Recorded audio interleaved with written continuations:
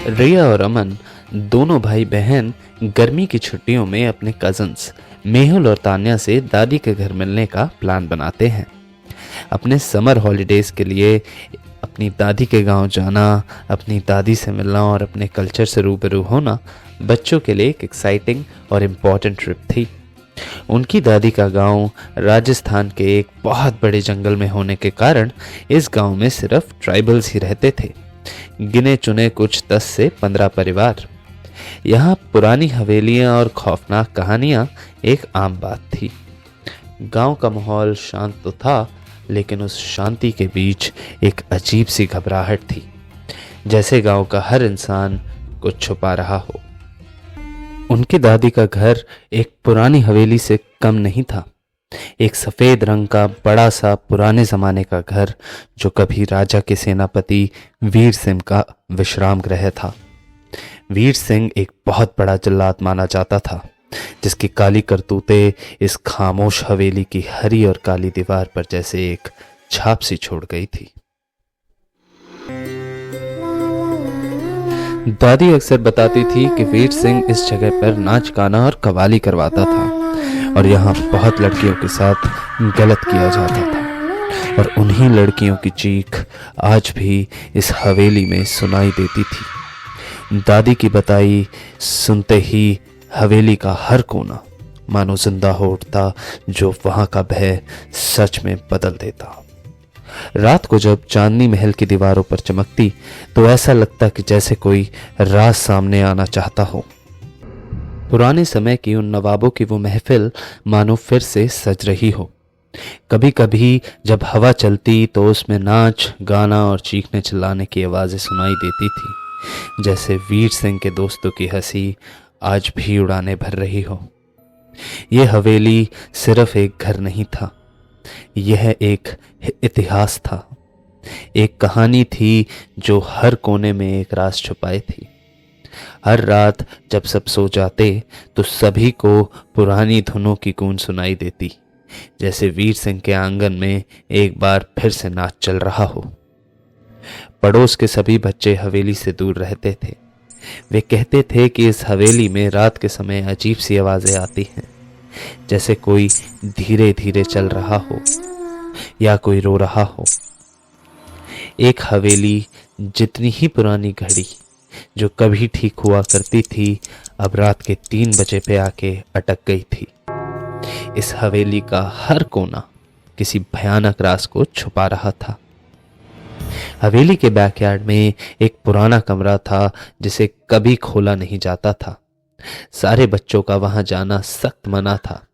दादी ने कभी किसी से इस कमरे के राज के बारे में जिक्र नहीं किया था।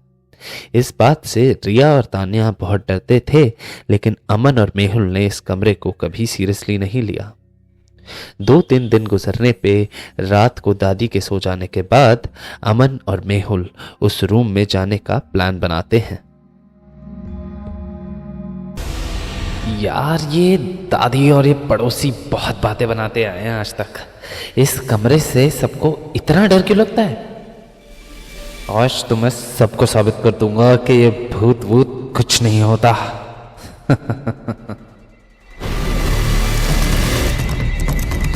अरे ये भूत वूत से तो बच्चे डरते हैं यार। हम आज इस कमरे में जाके इस सबको गलत साबित कर देंगे। और ये वीर सिंह वाली बातें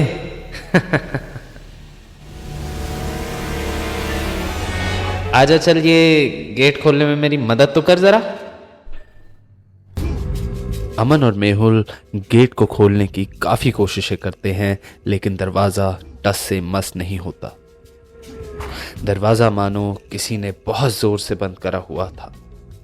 सदियों से बंद ये दरवाजा अब दीवार जैसा लगने लगा था। अरे तुम लोगों का दिमाग खराब तो नहीं हो गया है? अगर दादी को पता चला ना तो वो घर से बाहर निकाल देगी। तुम्हें पता है ना, यहाँ प्रेत आत्माओं का वास है। गेट को मत खोलना। हे रिया, तुम भी क्या इन बूढ़े लोगों की पुरानी बातों का विश्वास करती हो यार?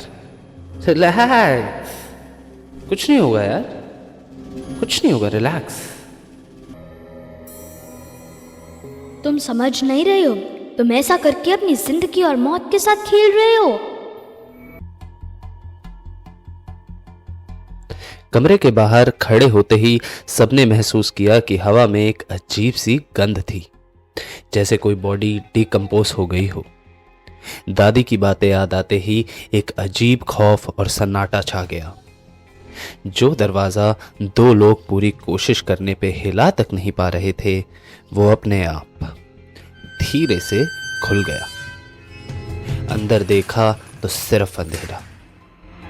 एक पुरानी खिड़की से रोशनी की कुछ किरणें अंदर आ रही थी, जो दीवार पे पड़े पुराने निशानों को रोशन कर रही थी। जमीन पर एक पुरानी चादर थी जो मकड़ी के जालों से भरी हुई थी। एक कोने में कुछ ज्यादा ही अंधेरा था, वहां से अजीब सी गंध भी आ रही थी, जैसे किसी पुरानी बुरी याद का आभास। ऐसे लग रहा था जैसे कोई कुछ कहना चाहता हो, लेकिन आवाज सुनाई नहीं दे रही थी। चलो अब यहाँ से चलते हैं। अरे अभी तो आए हैं यार, थोड़ा आसपास नजर भटका लें, एक आध भूत देख लें, फिर चले जाएंगे आराम से। जल्दी क्या है? शट अप मेहुल, अगर दादी उठ गई ना, वो तुम्हें घर से बाहर निकाल सकती है। अरे दादी की चमची, चुप कर। अभी अभी आए हैं, चले जाएंगे थोड़ी देर में। अमन ने रिया और तान्या का हाथ पकड़ लिया और उन्हें जाने नहीं दिया। कमरे के अंदर एंट्री करने का सोचकर उनके दिलों में एक ही ख्याल था, क्या यहाँ सच में भूत है या यह सिर्फ एक कहानी थी।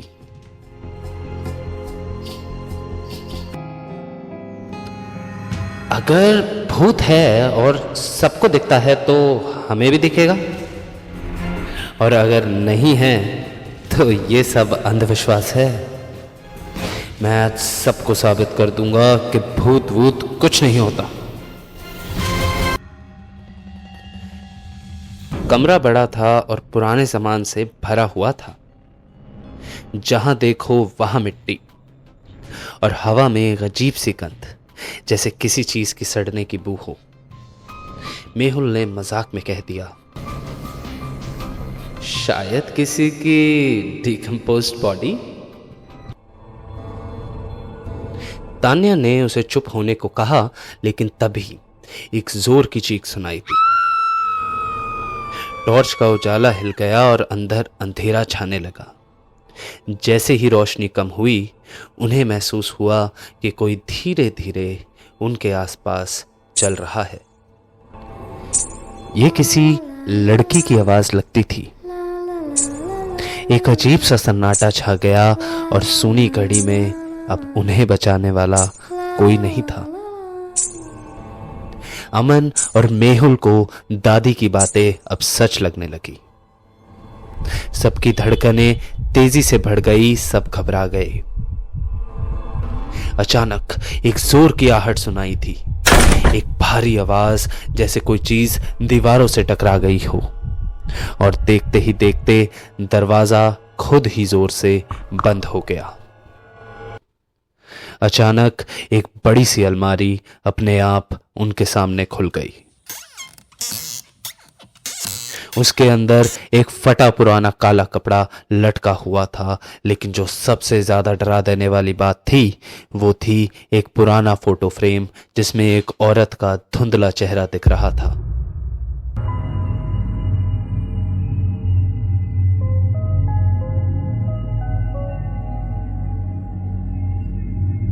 अमन ने फोटो फ्रेम उठाया और बोला, ये कौन हो सकती है?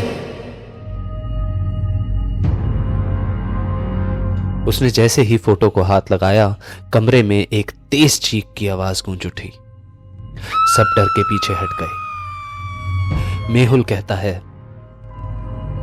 यहां तो सच में भूत है, चलो यहां से। लेकिन जैसे ही वो दरवाजा खोलने चले, दरवाजा नहीं खुला। अंदर का टेम्परेचर एकदम कम लगने लगा। उन्हें लगा जैसे कोई उनके आसपास चल रहा हो, कोई औरत जो धीरे धीरे गाने भी गुनगुना रही थी। तान्या ने अपनी टॉर्च की रोशनी से इधर उधर देखने की खूब कोशिश की, लेकिन अंधेरे के अलावा कुछ नहीं दिखा। फिर एक और आवाज आई, जैसे कोई धीरे से हंस रहा हो। रिया ने जोर से अमन का हाथ पकड़ लिया। उसकी सांसें तेज हो गई थी। हमें यहाँ से चलना चाहिए। तभी उस अंधेरे में एक छाया दिखाई देती है। एक लंबी सफेद साड़ी पहनी हुई औरत, जिसका चेहरा एकदम धुंधला था।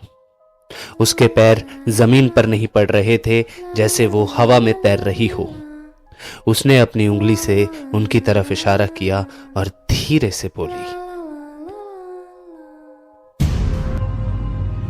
यहाँ से चले जाओ या फिर यहाँ हमेशा हमेशा के लिए रहो।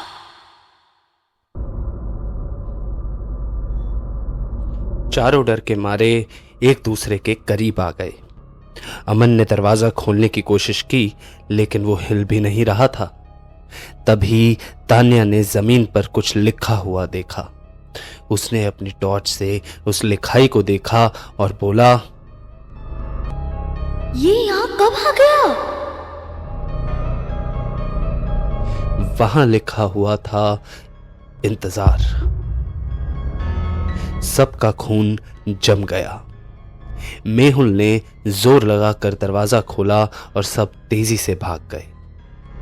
उन्होंने दरवाजा बंद कर दिया और सीधा दादी के पास चले गए। दादी ने उनका चेहरा देखते ही समझ लिया कि वो उस कमरे में गए थे।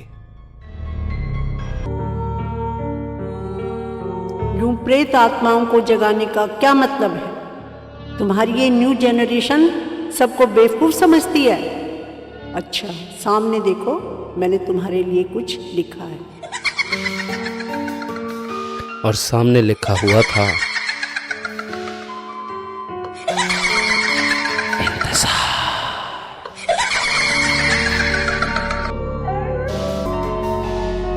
सबके चीखने चिल्लाने की खूब आवाजें आती हैं, लेकिन पूर्णिमा की वो रात उन सब पे बहुत भारी पड़ती है। उस रात के बाद किसी ने उस कमरे का कभी जिक्र नहीं किया, लेकिन उस हवेली का माहौल हमेशा के लिए बदल गया था। चारों कजिन्स ने वहां से अपने हॉलिडेज खत्म होने से पहले ही गांव छोड़ दिया, लेकिन उस रात का डर उनका पीछा कभी नहीं छोड़ सका।